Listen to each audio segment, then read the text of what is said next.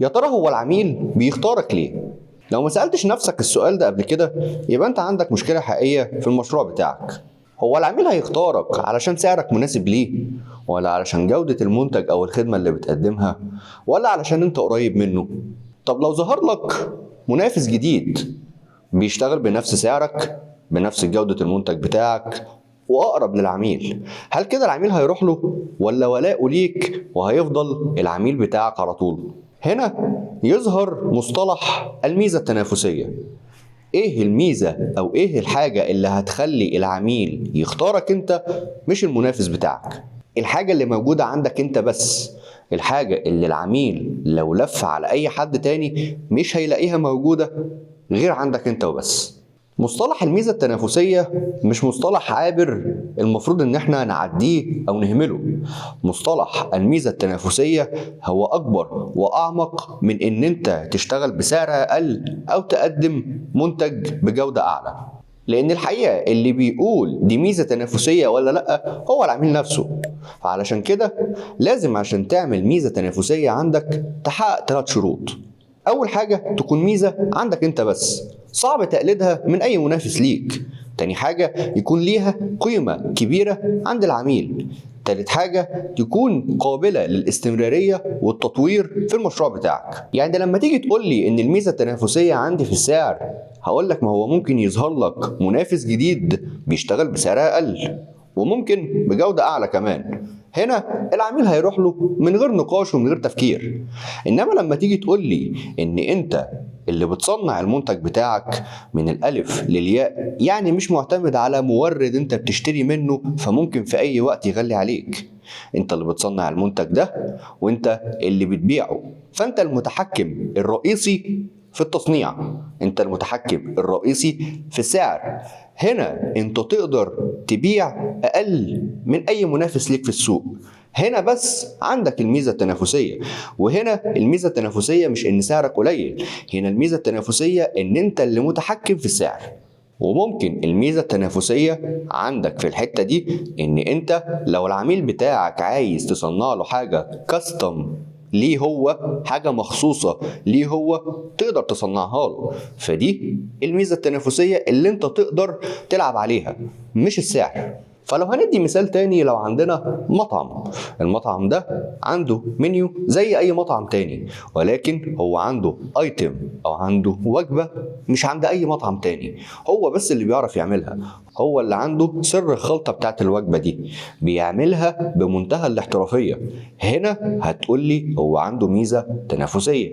مش الميزة التنافسية بتاعته ان اسعاره اقل من اي مطعم تاني او ان جودة الوجبات بتاعته اعلى، دي حاجات سهل تقليدها.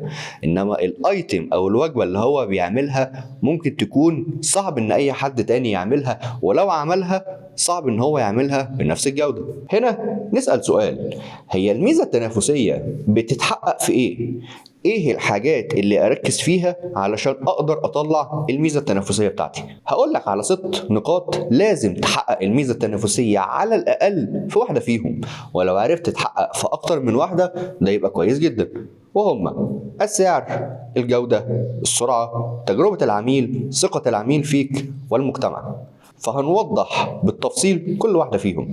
أول حاجة السعر، إن السعر بتاعك يكون أقل من أي منافس ليك، اعتمادا على عوامل تخليك تتحكم في السعر، مش إن سعرك قليل وخلاص. تاني حاجة الجودة، إن جودة المنتج أو الخدمة اللي أنت بتقدمهم فعلا بريميوم، حاجة كده اللي أي عميل هيشتري منك هيكون واثق 100% في جودة المنتج بتاعك. سواء انت بتعمل محتوى بتوضح بالتفصيل ليه جودة المنتج بتاعك عالية، سواء بتوضح فيدباك لعملاء سابقين ليك ان الجودة بتاعتك كويسة، فبالتالي اي عميل جديد هيكون واثق ان هو بيشتري منتج جودته عالية. تالت حاجة السرعة، ان الطلبيات بتاعتك ما بتتأخرش، ان الاوردر لما بيطلب منك بيوصل في ساعتها، ودي حاجة مهمة جدا. ما تخليش العميل بعد ما يطلب الاوردر ويقعد يستنى بالاسبوع وبالاتنين لدرجة ان هو ممكن ينسى ان هو طالب.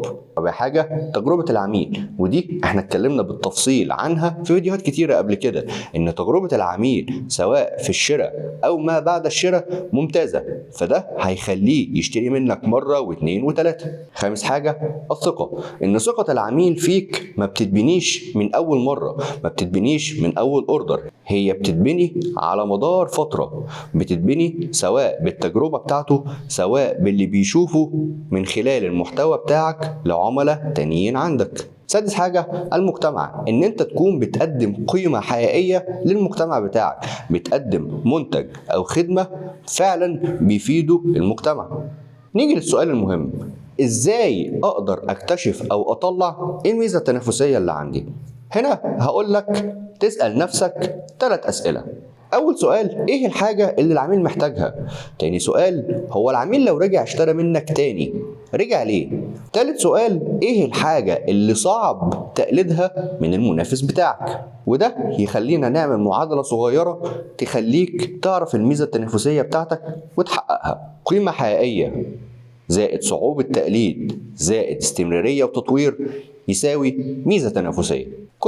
كل ما نسبة تطبيقك للمعادلة دي زاد، كل ما ميزتك التنافسية كبرت وبقت أقوى. هنا بقى نسأل سؤال، لو عندي ميزة تنافسية إزاي أقدر أستخدمها واستغلها في السوق بتاعي؟ أول حاجة محتاج إن أنت تعملها إن أنت تعمل ماركت سيرش قوي ودقيق للمنافس بتاعك، تعرف نقاط القوة عنده ونقاط الضعف، يعني من الآخر تعمل سوت أناليسيز، وده اتكلمنا عليه في حلقة قبل كده. ده هيخليك بمنتهى السهولة تعرف إيه الحاجة اللي مش عند منافسينك وعندك، أو تعرف تعملها هم صعب إن هم يعملوها معاك. وبعد ما تحدد الميزة التنافسية بتاعتك، أهم حاجة تشتغل عليها العميل. فلو الميزة التنافسية بتاعتك في الجودة، ما تدخلش حرب الأسعار، ما تدخلش في حتة إن سعرك قليل أو سعرك زيادة. لا، الجودة بتاعتك هي ميزتك التنافسية، فتشتغل إن أنت توضحها وتبينها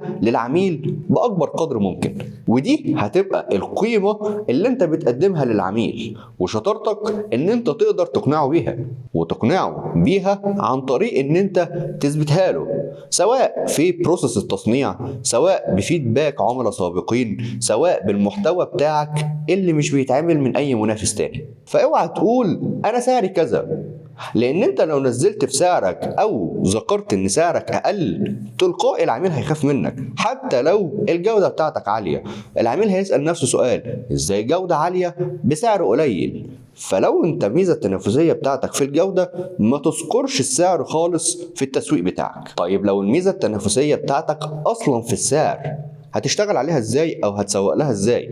لو الميزة التنافسية بتاعتك في السعر، برضو اوعى تذكر ان انت سعرك قليل، لان برضو العميل هيخاف منك.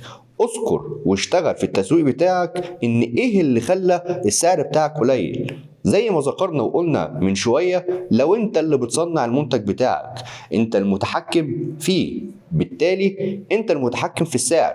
دي الحتة اللي انت تذكرها للعميل، دي الحتة اللي انت تشتغل عليها في المحتوى بتاعك وفي التسويق بتاعك، علشان تقنع وتبين للعميل ليه انت سعرك قليل عن اي حد تاني منافس ليك. ساعتها العميل هيحس ان دي القيمة اللي انت بتقدمها، هيطمن لك وهيشتري منك، وممكن لو قدمت له تجربة عميل كويسة يبقى عميل دائم ليك. يعني من الآخر، اكسب اللعبة اللي انت قوي فيها، مش اللي المنافس بتاعك عايزك تلعبها. وأخيرا، أي مشروع بيبيع وأي مشروع بيعمل ماركتنج لنفسه، ولكن مش أي مشروع بينفرد بميزة تنافسية في السوق بتاعه.